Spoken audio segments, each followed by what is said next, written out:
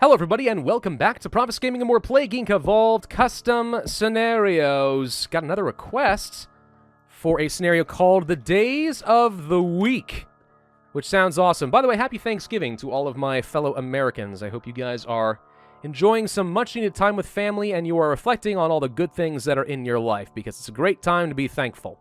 Alright, where the heck is this scenario? There it is by Arthur King. Arthur King? Ice 19. Some of you might think that all ice is created equal. How wrong you would be. As of the date I'm writing this, April 24th, 2019, there are in fact to date 17 completely different forms of ice known to modern science. Blah blah blue, nerdy nerd.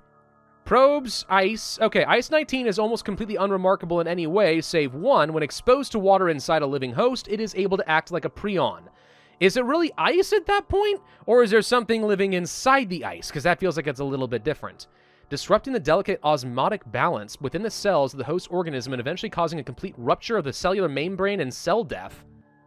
Then it degenerates back into normal water. That's really wonky. Okay, in this scenario, you control the plague created by scientists in the year 2047, combining exotic forms of ice dubbed Ice 19 since 18 was already taken. Tuberculosis with bacterium. Okay, interesting. Huh. Do not use symptostasis. Is that what it just said? It is a trap. Even on normal difficulty, it's not likely to be a super easy scenario to win. Best of luck. Well, thank you for the warning. I'm glad that I scrolled down. It is a bacteria type. I'm going to switch over to transstasis, I guess, since I don't really know what else to go for. ATP boost, Darwinist, oxide extremophile is fine. Let's not do this on Mega Brutal today. Normal difficulty, I-19, W1D7. The days of the week. All right, welcome to your first scenario. Be prepared for something a little different than what you might be used to. Make good use of the gating mechanisms. You'll need them. Sunday. In the beginning, we didn't think much of this disease. It was just a little cough or cold and wouldn't amount to much. How wrong we were. In the Caribbean, it was Cuba's fault. It's always Cuba's fault. All right, transmissions. What do we got? Zoonotic shift. Okay.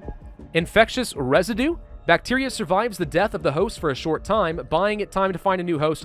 So corpse transmission like a mini necrosis, but not lethal. Aerosolized sputin.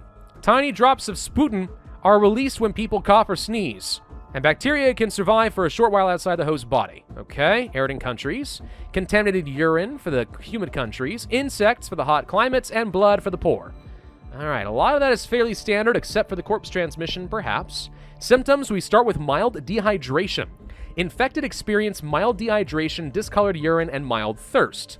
This leads to psoriasis, coughing, polyuria, dry mouth, chills, and headache, all of which cost 666 DNA points, which is exactly why he said don't go for the symptostasis. It's a trap because you wouldn't be able to afford these anyway. Thank you, I get it now. We have advanced mutations. Pathogen absorbs genetic information from similar organisms, unlocking a whole host of new abilities. All right, we'll pick that up. That leads to increased albedo 1.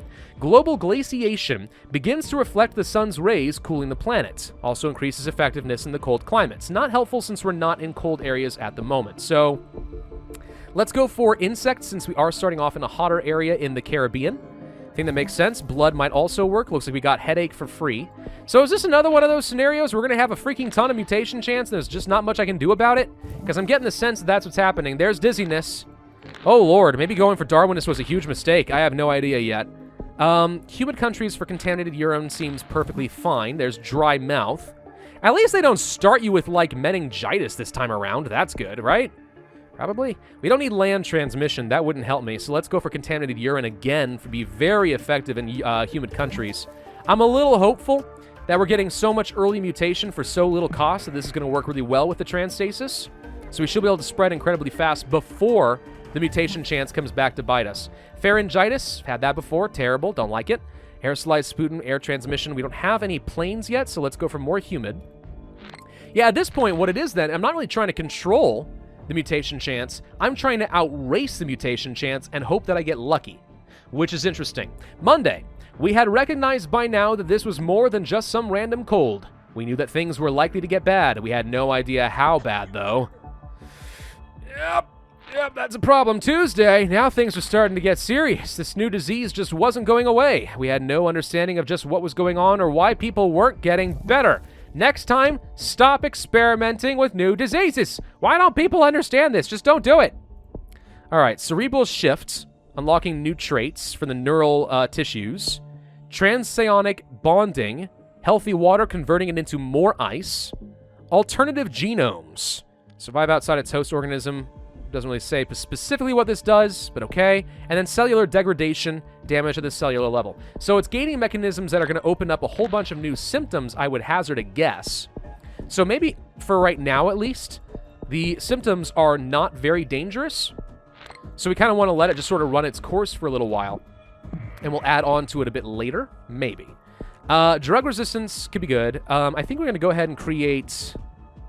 No, let's not worry about that right now. Let's just keep going for things like more air transmission and so on. Again, it seems like everything that's mutating is severe, but at least not very dangerous. The second we open some gating mechanisms, we might be opening up the floodgates, which I'm not sure we want. Wednesday. This was when people started dying. They were the first. They wouldn't be the last. Well, I should certainly hope not. That would not bear well for my game. Bode well. Bode well. It would not bode well at all. Hey, look, Japan. Where do we want to go next? Let's go for the zoonotic shift for the mutation rate as well. And the land transmission. That seems helpful. Atomized Sputin attaches it to individual molecules of water, allowing it to be released from the host even when they are speaking or breathing hard. Contaminated sweat number 2. The tiniest drop of sweat. Yeah, there's a lot of infectivity to gain out of this. A little bit of severity, too. Let's go for this. I guess we could go for the corpse transmission, since it looks like we are able to start killing now, though not very much. Still, that could end up just helping us. So this is, again, a lot more infectivity. I'm thinking we may want to get some drug resistance, and then if there were any environmental hardening, I would go for that, but I don't see that option. So we have plenty of severity. That's no issue. I think we want to go ahead and start opening up the gates. Well, actually, let's just grab one more level of drug resistance real quick, because that really speeds things up in the wealthy countries, which can be pretty helpful. Let's go for the cerebral shifts. Now, what does that open up? I see cluster headache. The brain is overwhelmed. Okay. Could be useful. We actually want more mutation chance, I think. Let's go for some more blood. That leads to blood 3, the blood-brain barrier. I don't necessarily need a lot more poor regions help, though. Let's go for another gating mechanism. Attack the healthy water and convert it into ice.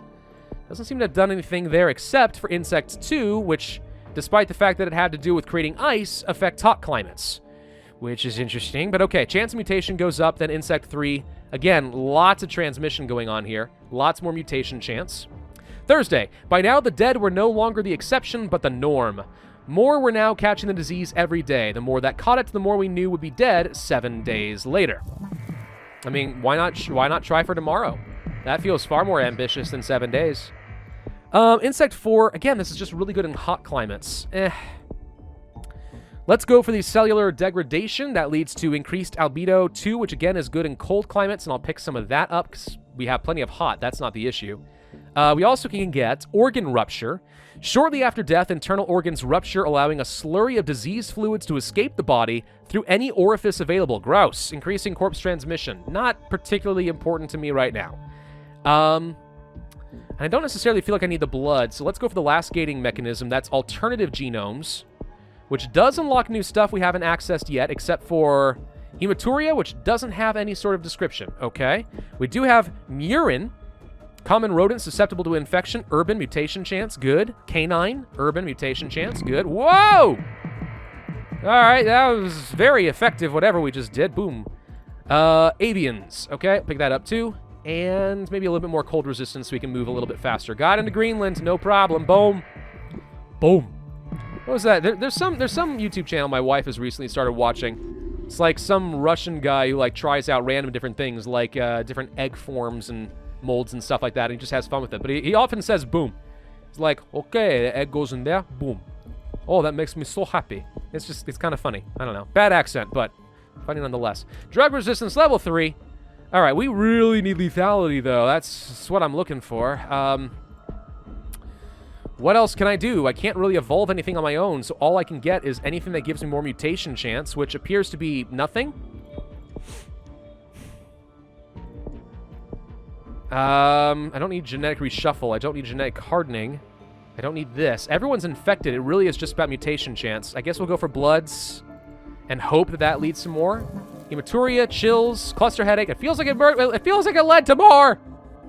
Pneumonia, fever, Okay, how much more can we get? Placed on a watch list. That's not a mutation. Psoriasis. Italy's leading the cure effort. Stop it. Coughing. No healthy people left in the world. Great, but I'm running out of DNA, and I'm not killing fast enough, so I'm a little concerned. I need genetic reshuffles. 16 DNA. Okay. Atrophy of the diaphragm, sorry. Or the diagram, I don't know. Lethality is definitely ramping up pretty quick, so can we outrace that cure? I mean, I feel like the answer is no so far, but we gotta go fast. Whoosh. Get that back. Get back. Don't stop it. No. Destroy that cure research. Friday, Friday. Hate this song so much now. Hope was a thing that we clung to near the end, that we would still survive. Hope was our last thought as we closed our eyes that night. But in the morning, if we woke up, if we woke up, our first thought was gratitude, followed quickly by resignation, because we all know that we're all going to die. Genetic reshuffle again. At least it's a very effective genetic reshuffle. It keeps setting it back a little bit.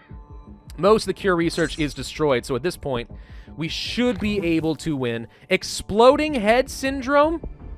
Sorry, what the heck are some of these things? Exploding head, cluster headache, pneumonia. Oh, not literally exploding, just like the effect of having absurdly strong migraines that feel like a bomb exploded in your head. Got it. Yeah, atrophy of the diaphragm. There's a few things down here that don't have descriptions. Nasal congestion, hypothermia, insanity, coma, uncontrollable hiccups. Yeek. No one would like to have any of that, I'm pretty sure. Right, okay, well, we'll just grab some genetic carding, I guess, to slow it down a little bit further, but we should be able to win. Not a lot of mutation chance now that most of the people are dead, but we do get one little bit more right there. Septicemia, which means we didn't quite max out the lethality, but once we started kicking off with that mutation chance, it really worked well. Saturday, it was the end now. We all knew it. We accepted it by now. We had tried everything we could think of, all the best science money could buy, and nothing worked.